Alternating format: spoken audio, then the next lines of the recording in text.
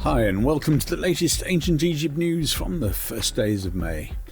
Researchers in Hungary have taken a fresh look at ancient Egyptian mummified remains using a new generation of CT imaging, producing a level of detail not achieved in earlier scans. The work focuses on specimens held by the Semmelweis Museum of Medical History, part of the Hungarian National Museum Public Collection Centre. These remains, some more than 2,300 years old, include 2 heads, 2 left lower limbs, a hand and a bundle once thought to contain a different type of object. The scans were carried out at Semmelweis University's Medical Imaging Centre with a CT system equipped with a photon counting detector. The examinations took place at night outside normal clinical hours. This technology records X-ray signals in a more precise way than conventional systems, which helps separate fine structural details within layered materials such as wrappings, bone and soft tissue residues. Earlier imaging campaigns had already examined parts of this collection, although older equipment limited the level of detail. Radiocarbon dating had confirmed that at least some of the remains date to between 401 and 259 BCE. The new scans revisit these same objects with sharper resolution, allowing researchers to reassess earlier interpretations. The internal structure of the mummified heads has now been mapped with greater clarity, especially in the teeth and skull sutures. These features help estimate age at death.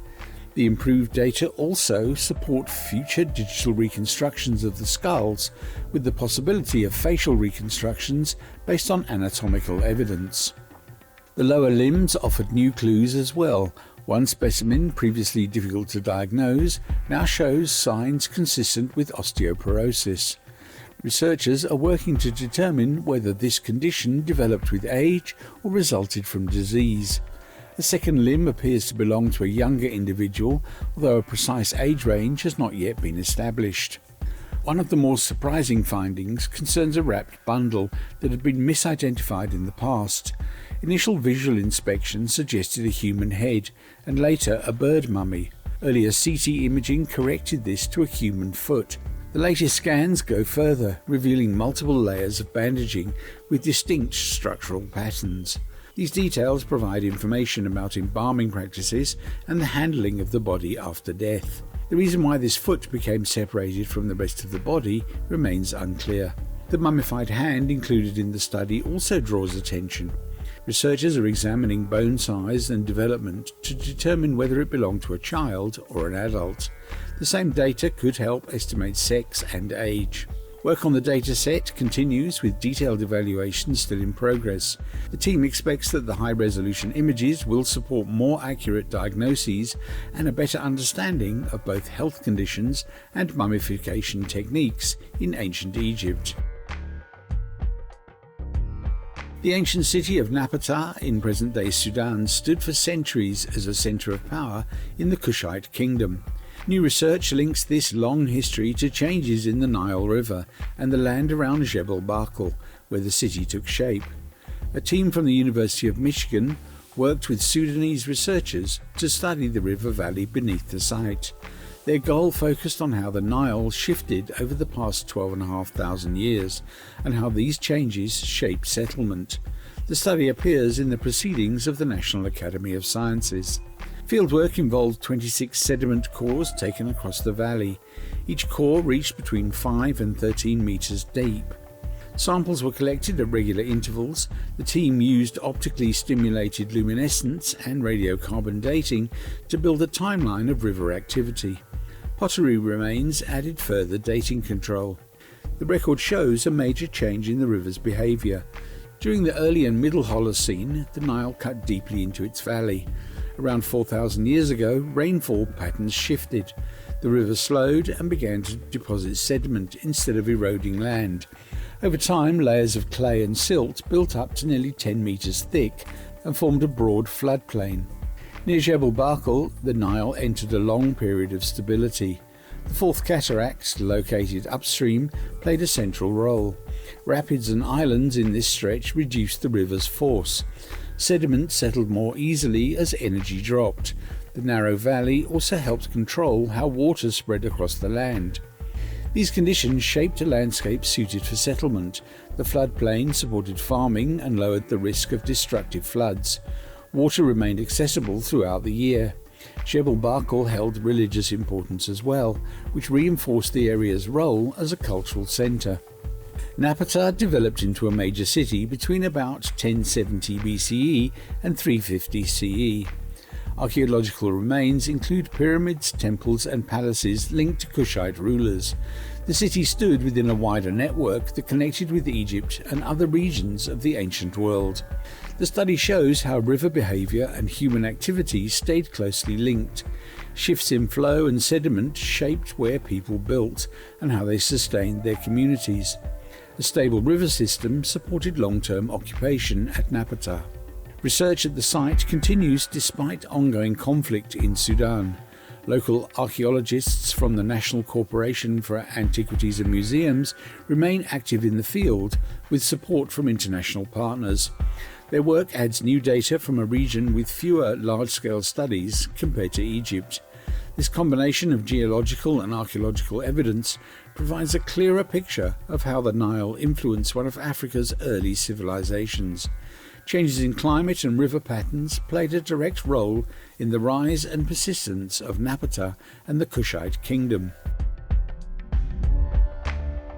A salvage excavation in Moharambek in central Alexandria has uncovered a circular public bath dating to the late Ptolemaic period, alongside the remains of a Roman residential villa, with architectural layers extending into the Byzantine era. The excavation, conducted by the Supreme Council of Antiquities, the SCA, identified a continuous sequence of occupation at the site spanning the Ptolemaic, Roman and Byzantine periods. Among the main findings is a circular bath of the Tholoid type, as well as sections of a Roman villa featuring mosaic flooring in multiple styles. Officials said the discovery contributes to a clearer understanding of how urban life in ancient Alexandria developed across successive historical phases. The site combines residential and service architecture, including water installations such as a small bathing pool connected to the villa and supported by an integrated water management system. The mosaic floors incorporate both opus tessellatum and opus sectile techniques, reflecting a range of artistic influences present in Alexandria during the Ptolemaic and Roman periods. Archaeologists noted that these features point to the city's role as a centre of cultural and artistic exchange. The findings also help address a gap in archaeological study in the southeastern sector of ancient Alexandria.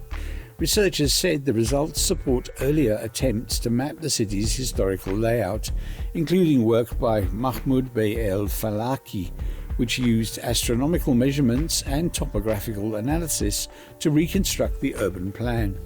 Artifacts recovered from the site include marble statues of deities such as Bacchus and Asclepius, and a headless figure believed to represent Minerva.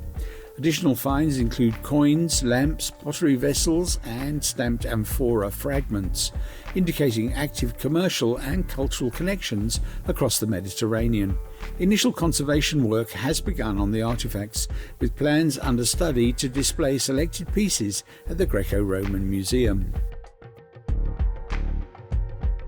And world-renowned archaeologist Dr. Zahi Hawass continued his triumphant Italian tour in the coastal city of San Benedetto del Tronto.